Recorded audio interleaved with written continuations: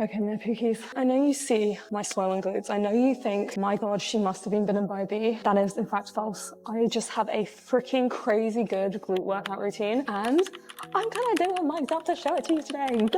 I'm so excited. I'm a little timid on camera because obviously it's just a public gym and I want to be really mindful. So currently there's no one in the space, it's like, but there will be people coming in, so you'll probably be able to immediately tell based on my mood and chattiness. But yeah, this is literally not even fully done with my glute workout. Look how crazy the glutes look. Oh damn. So I'm gonna take you through it. Hope you guys like it. Comment below kind of what you like to see to me. If you're a girl, if you're a guy, get the fuck out of here, weirdo. Okay, so the first exercise we're gonna be starting with is a simple hinge movement, which is our RDLs. So this is my warm-up weight. So pretty much the purpose of a warm-up weight, I mean, it's actually pretty heavy, but it's pretty much just to get your body used to movement, particularly because all I do before I warm up is like my mobility exercises. So this is pretty much just getting my muscles used to the movement I'm gonna do. You don't go to failure, let's do a couple reps, see how it feels, and then start with your working weight. So let's chuck on another 5.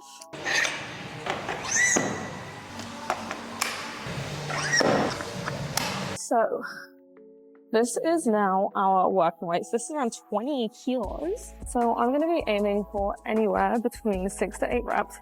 Hinge movements are one of my worst movements actually. I have canal stenosis, which if you don't know what that is, it's pretty much narrowing of your spinal canal. So it can cause your nerves to be pinched. So I've actually had two nerve root blocks into my lumbar spine when I was younger. And then when the reason I became a physio is so I could rehab myself. I've just never been very good at them. I have really tight hamstrings, really tight hips.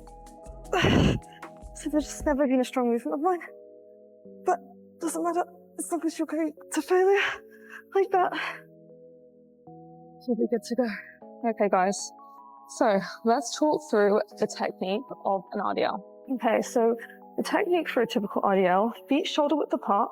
Imagine you're holding a coin in between your armpits and you're having someone pull your hips back with a band or trying to close a car door with your bum.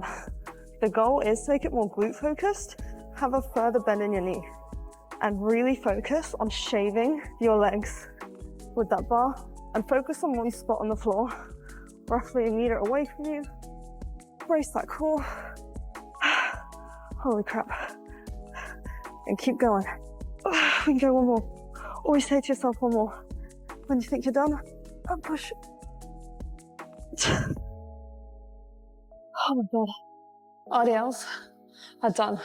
I hate RDLs. I find them the worst movement of my whole workout other than a hip thrust. So the fact that they're done is like a actual celebration. I think we're gonna go into reverse lunges next and then I'll talk you through the rest of my workout, but those felt real good. So let's get into the rest of the workout. Okay. We are now onto my favorite exercise in the world. My favorite variations are single leg squat variations. Like, fuck a squat. I have abnormally long femurs. I don't know if you can tell me sitting down. Like my hip bone literally ends there.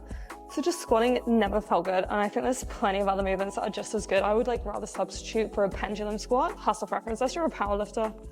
Like there's so many good alternatives, particularly if you don't enjoy an exercise, you will just keep skipping it in your workout. So you have to find, there's so many variations. So just find the one that you actually enjoy or like hate the least. Anyway, let's talk a little about knee sleeves. I am a knee sleeve lover. So in case you don't know about me, I have hypermobility syndrome and have been a super competitive athlete kind of growing up my whole life. But I also was prone to hella injuries. So I actually had osteoarthritis disease super badly in both my knees growing up, to the point that when I had my x-rays done, they said that it fractured my kneecaps.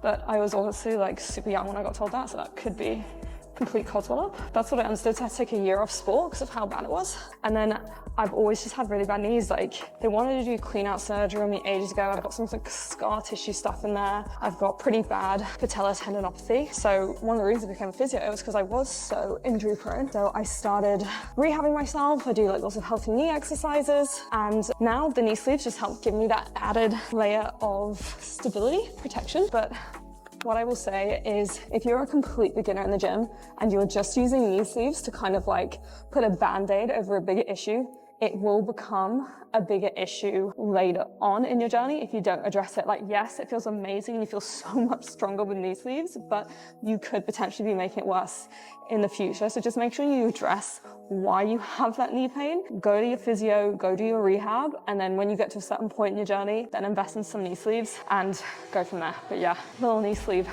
Yapparoo. Let's get into it. I'm gonna start on, I don't actually do warm-up sets for my reverse lunges. I just kind of practice the movement a little bit with no weight, just because they are my heaviest lift and I don't want to fatigue myself. So I aim for 6 to 8 reps, gonna either do 2 or 3 sets, I'm not sure. And I think it's at around 50 kilos now. I want to build up to 60 kilos for at least 2 of my sets. So I probably will be doing 3 sets. And I also usually typically do like a reverse lunge, reverse deficit if I want more glutes, just so I get a bigger stretch on it. But today I'm just gonna be doing standard reverse lunges to switch up a little bit. Let's get into it, guys. So for a more glute focused lunge, light forward lean in the torso, shin ideally at 90-degree angles, but if you're longer femored, for ankle mobility and everything like that, you might slightly track knees over toes. It's not the worst thing in the world. You have to kind of accommodate, but you're still gonna be getting a pretty good glute stretch if you take a nice wide stance like that, 90-degree angle, forward lean in that torso, and come out like that. Already is firing like crazy for me. So I might be pretty silent trying to focus when I actually do my lunges. I'm gonna yap after my set, but I'm talking about my headphones. So I switched over to the Sony ones after being like an Apple Air Max lover for like ages. So let's see how these go. Let's put on a juicy banger because there's absolutely no way I'm doing a lunge without having some tunes on. Right, let's see how this feels. Please don't be heavy. So where you want the bar is just kind of resting on your kind of lower trap area there, and you're gonna pull forward. Always have the bar lower than your height so that when you pick it up, you're not on your tippy toes, okay? So pick up the bar, up like that. Take 1 or 2 steps back, brace your core, focus on a spot on the floor, and those form cues I gave earlier. Let's do it. 1, 2, oh, it's crazy on the glutes. I need to control, do you see how my knee's hitting the floor? I wanna control that a little bit more on the way down. 4, 5, 6.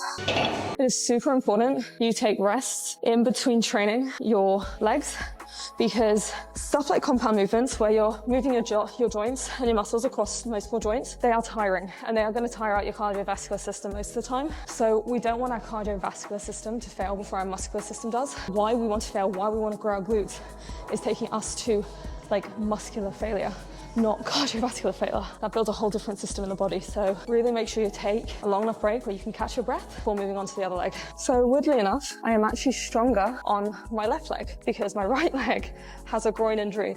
And I also always say, start on your weakest leg first because you're probably gonna fatigue, and yeah, your weakest leg, just, you don't want it to be even more fatigued than your stronger leg by the time you move on to the second set, all right?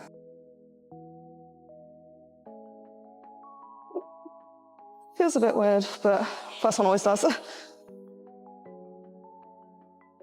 reckon 2 more. 8. All right, let's get on some heavier weights. I reckon chuck on some 20s, and then that's gonna be pretty challenging. All right, I kind of felt that was actually looked clean. Like, those reps looked real damn good. So you know what, change my mind. Let's add on 2.5s before I get too tired and I don't want to do it. Don't underestimate these little weights, by the way, guys. They are gonna be the ones that fuck you up. I'm actually really kind of scared. I feel like I always do this, but I love lunges and I know how to bail, so let's just get an absolute dirty song on. You know what, it's gonna have to be like some kind of country music song, I swear to God. Okay, wait to the drop.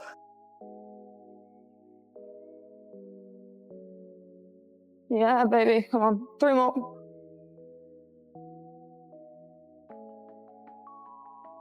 Ah, come on. Ah. Yeah, buddy, easy work. Okay, Pookinators, coming up to our third exercise, step ups. One of the best freaking exercises you can do for your glutes. And I will tell everyone this, if you're not doing step-ups in your routine, you absolutely have to. So this combination of step-ups I'm about to show you will absolutely obliterate your glutes if you do them correctly. Like, I genuinely find these harder than reverse lunges at like 70 kilos.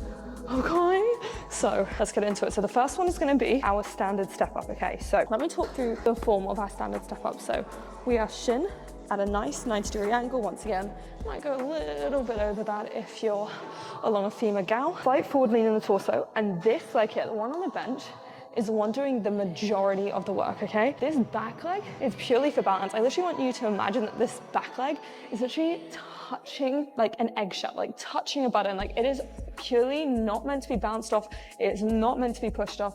The entire movement should be coming from this leg here, okay? So bench height completely depends on your anatomy, all right? So usually at the level of the knee, just below, just above for most people. However, you can see here, this is at pretty much at the level of my knee. So if I do a step up now and I reach back, it's too far. You can see my hips are twisting up. We don't want that, okay? It's taking away from the movement from our glutes, okay?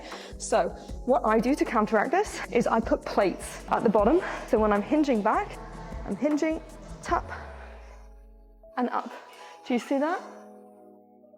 Tap and up, and always hold on to a surface for support. There's literally no point in doing this exercise. Like if I try to do it without any support, there's no way, which is why I also love doing this exercise on a Smith machine. But the Smith machine in my gym is in quite a busy area of the gym, and the lighting's not great, and I know you girls kind of want to probably see the exercises in good lighting and stuff, so I don't tend to do them there. For you pookies, don't say I don't love ya. Then the next variation you're gonna do is a lateral step up. So you're gonna do your reps of your hinge back like that, yeah? Then you're gonna do a lateral step up. I might need it a little bit higher, like the plates. So you're basically gonna drop your hips and come up. So instead of hinging all the way back like that, you're just gonna focus on this leg, hinge, hinge, hinge, and then coming up. So I definitely need another plate for this. Let me try grab one. So it's a little bit of an annoying setup. If you have a bench in your gym, like a lower one, I don't know if you guys know what I'm talking about, then this will be much easier for you. I used to do it at my old gym, but this gym doesn't have it. So I'm stacking up the plates. Luckily there's about 1 billion plates to use, but obviously be mindful of other if you're using up loads of plates. So hinge back and tap, just like that. And when I tell you your side glutes are gonna be on fire, you're gonna literally thank me in like 3 months if you do this workout. Like genuinely, you're gonna be like stopping traffic. It's insane. You know what? I've just had a realization. Why the hell am I just not dropping off the plates like that? It's so much easier. Probably needs to be a scooch higher, but I think that is gonna be way better. That little drop. They're also kind of called hip drops or a lateral step up. They're great for your knees as well. You wanna make sure those hips try and stay straight and you're not twisting them. Holy mother. Even without a weight, my glutes are on fire. All right, let's go. So funnily enough, this is a variation I haven't done in a hot minute because I just completely forgot about it. And I was rewatching my old videos and I was like, damn, what I might do is move these plates to a different section so I can hold on better. BRB. Holding on for support. And we are stepping down, focusing on this leg. I tell you, the glute pump you're gonna get, really slow and controlled. 3, 4, 5, 6, waiting for 15, 12, sorry. I honestly feel these better than bloody cable kickbacks for my glute med. Holy crap. That's so hard, guys. Guys, also, about to come my period. So bloody bloated, so much water retention right now. Anyway, you can see that I don't look like I've got a lot of range of motion when I'm doing this. Ideally, I do want to be a bit higher when I'm dropping, but I do have a really bad habit of like hitching my hips, and that takes away from the movement. So I'm going to work on my mobility. I'm going to include the lateral step up more in my routine, step ups on it very regularly in my routine, nearly every single week, and then go from there. Because when I tell you my glute med was literally like, bitch, what the fuck are you doing to me? Bruh, you're gonna die. I genuinely want you guys, girls, to try this so bad, so you can tell, like, I'm not being delusional. If you do this right, oh, I'll be crazy. Right, let's get into our actual step-ups, okay? So the reason why I kind of gravitate more to step-ups on a cable is purely because I actually just did it one day and I never turned back. I do adore them on the Smith. Like, I think if you do have access to a really good Smith that allows you like not to hit the roof with your head, then you're sweet. But yeah, there's really no best way to do them. I just think the way that you feel stable enough and you can load the most, which is why I actually stay away from dumbbell step ups now, because girl, I don't know what to tell you. Like, I just feel these so bloody well on the cable machine. A lot of it is psychological, but yeah. I know sometimes in Smith, the height setup is always taken, whereas in this gym here, there's about 1 billion cables, so it's just much easier for me, but each their own. But anyway, enough yapping. The exact same technique I told you about. Let's go. I'm gonna get in for 8 to 10.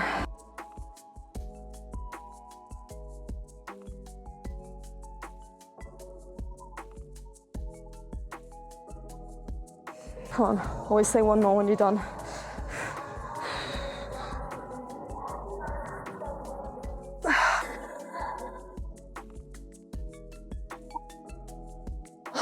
Lord have mercy. Not for the weak, I tell you. Also, just want to get preface it by saying, be kind to yourself and always make sure you're adapting your exercises to suit your own anatomy. Like, you might think, oh, that doesn't look like a lot of range. For me, if I went over that, one, I also do have an adductor injury that I am trying to recover from very poorly for my last bloody year because I don't take enough breaks, is I am so tight, and if I go beyond that, I start twisting my hips, and that's because I know my anatomy. So always make sure that you are accommodating the exercises to suit your own kind of, God, I'm gonna say it again, I'm sorry, anatomy. Suit it for your anatomy and stop following people's tips like as gospel, as in like word for word, like I have to have this, I have to have this. If my knee goes over my toes once, I'm fucked. That is like the biggest load of bullshit, and it's like the biggest scaremongering tactic in the fitness industry is if you do something to suit your anatomy, then it's wrong because it looks different from others.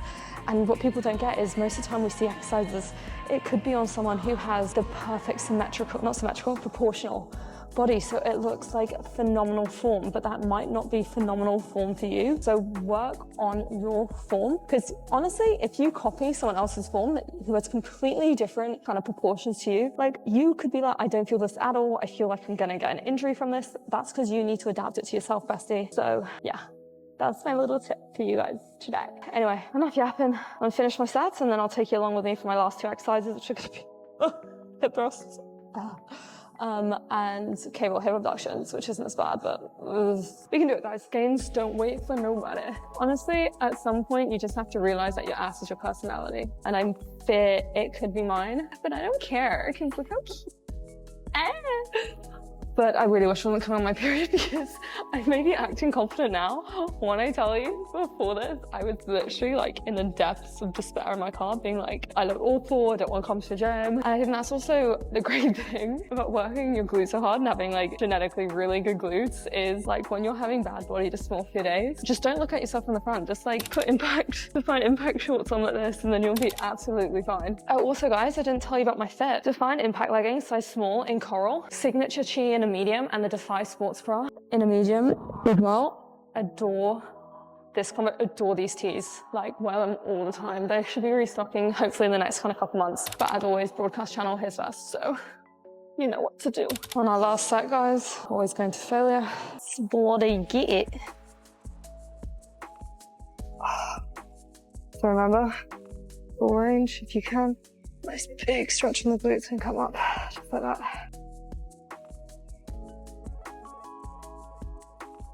So, done. Bam. The worst part of the whole thing, cleaning up all the bloody weights. Oh God.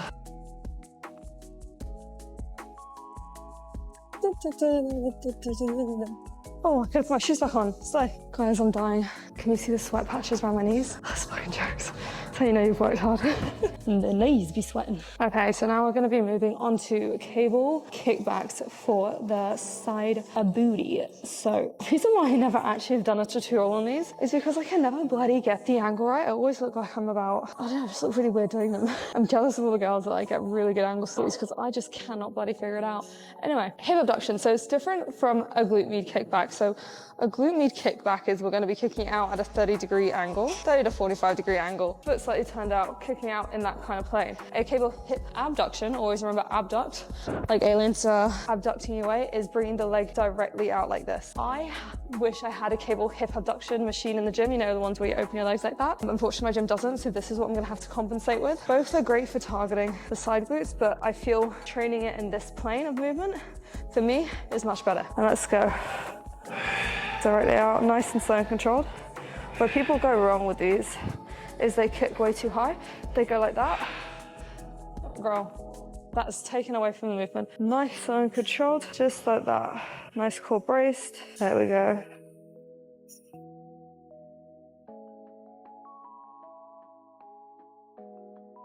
Seven, 10, sorry, I forgot to say, 10 to 12. Oh, I can't do it. So hard. Okay, guys, I'm on to my last leg of hip abductions and I'm finishing off with hip thrusts, which I've been just doing lately because I just hate them and I just rather do them at the end of my workout, if I'm honest. I would typically tell my clients and like a lot of people who are new to glute building to try and do them as the first exercise, but bruh, lately I have such a hatred for them. But also, my 2-hour parking is up, guys, in the car park, and it is technically free from 6 for like the whole night and like early hours of the morning. But I got there at 3:50. So it'll be giving till 5:50, which means I'll literally have to be in my car for 10 minutes. Like, do you think I should risk it? Because it's like not a monitored car park. It's more like if the parking warden comes around. So I don't know. What do you think, guys? Should I risk it? Because I still need to do cardio and hip thrusts and it's up in like 5 minutes. It's going to be a regret. I just know I'm going to get a ticket and it's going to actually ruin my freaking day. Oh, do I risk it? Maybe I'll just peek my head out. I'm such an anxious person that I'm like, shit. Last leg. It's actually going to be nice to sit down for hip thrusts because I've been up on my legs the whole time. I'm like, help me. Remember, nice, slow and control. Bringing the body, nice stretch to bring it across and then out. Just like that. Don't underestimate these bad boys. I used to really lack and I used to just not do side booty exercises. When I say scare, it's just because it's like this is like the studio bit, so not many people come in here. I think I'm gonna get really embarrassed for talking and filming. So excuse my probably complete change of personality when I get in there. But I'm gonna do things that scare me, so I feel like you girls would really benefit from it. Also, look at the glutes. Okay guys, so we are on our last exercise of the session, thank God. Like I said, I usually start with these first. I just had the absolute motivation of a, I don't know, a mole rat to do these recently. So we are just gonna struggle through it. My plan is a hip thrust calves glute bridge combo. So hip thrust is a full range, so all the way to the bottom, and then like a quarter rep on top. So I actually, if you know me, I have a hatred for these hip thrust machines. I think they're crap compared to the barbell, but I just do not have the energy or time to set one up. So these are gonna have to be the alternative. So typically, if you want on these weird machines that completely screw up your anatomy, you would do feet shoulder width apart, ideally 90-degree angles, feet slightly turned out, nice tucked chin to target the glutes. But honestly, when I see people do them on machines like this, your back super high, it just looks kind of odd. But yeah, that's pretty much the gist of doing a normal hip thrust. So we're gonna aim for 6 reps. Come and go full range hip thrust, and then a quarter rep, just like that, okay? Nice engaged core, moving your body as 1, 2. So that only counts as 1 rep, by the way, guys. 3, 4, 6, 7. Let's do some pulses. 10. Oh God, it burns your ass like crazy. It is actually beyond my favorite hip thrust variation, and all my clients who I give it to are dying over it because it is so crazy. Try it out, guys. You're gonna freaking love it. Okay guys, that concludes my workout. I hope you guys enjoyed it. Honestly, I've loved filming this, even though it's like really out of my comfort zone. But yeah, I'm hoping to start posting on YouTube every single Sunday. So if you're a girly, you're one of my girls, comment below kind of if you really like this, if you prefer like days of my life, let me know. Okay, bye Pookie!